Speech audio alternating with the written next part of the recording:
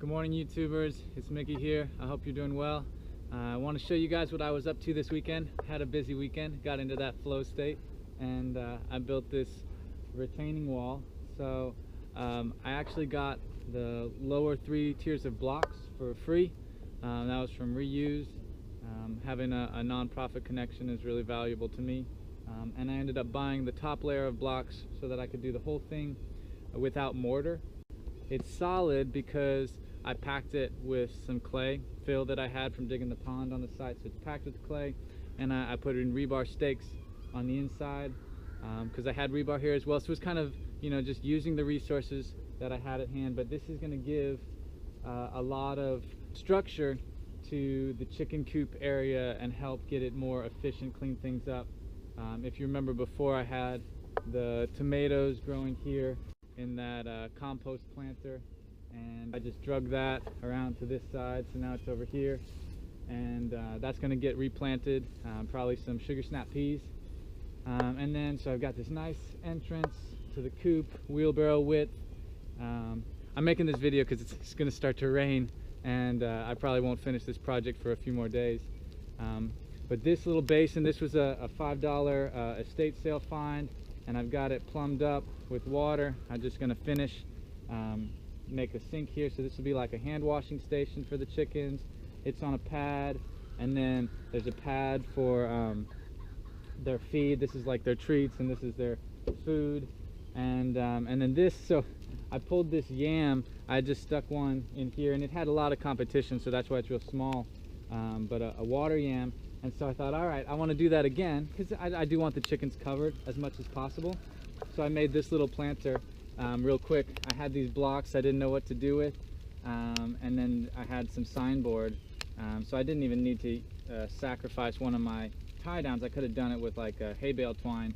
But basically, I want to start doing the yams with planters that can be removed so that they're easier to harvest. And then this log was just the perfect shape. It goes all the way down to the bottom, and that's because I didn't want to burn through good soil. I'm just going to plant, again, sugar snap peas are pretty much the only thing that we should be planting here in Houston this time of year as far as vines. And so that's what I'm going to do. I'm going to put some seed in here, and hopefully the chickens don't find it. I might protect it somehow. But anyway, that'll be a fun trial. I'll keep you all posted on that. And that's about it. I left this gap right here because I have a lot of soil I need to bring in.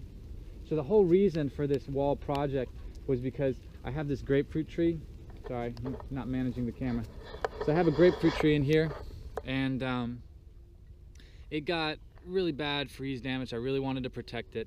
But anyway, it had a ring of logs creating its planting bed, its raised bed. And the logs are all just complete mush, and that happens after a few years, and so they needed something new. The reason this grapefruit tree is so high is because it was too big of a root ball to even put in the ground, and so we just kind of built the bed around it.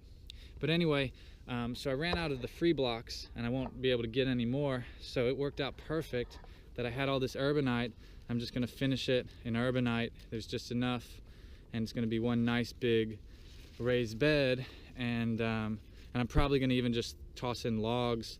I'm not growing any other big trees or anything. My plan is basically to run vegetables that the chickens might not mess with, really tough stuff, big stuff I can protect, and I want to get a moringa in here to protect that grapefruit tree, because this whole structure is coming down after this winter. It's up for this winter, and then after that this grapefruit tree is back on its own. So those are the changes that are going to be happening here, and we'll keep you updated. And now let's go hang out with these chickens. Come say hi. This is Xena with the really big bright red comb. She is the top of the pecking order, and she's trying to get it right out of my hand. And this is Angelina with the broken beak. And that's Buttermilk.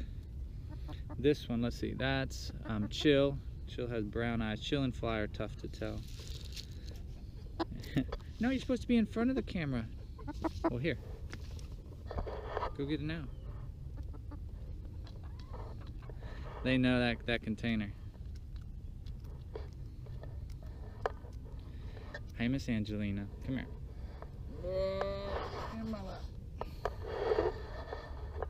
All right, you guys. I hope y'all have a good one. Take care. Peace.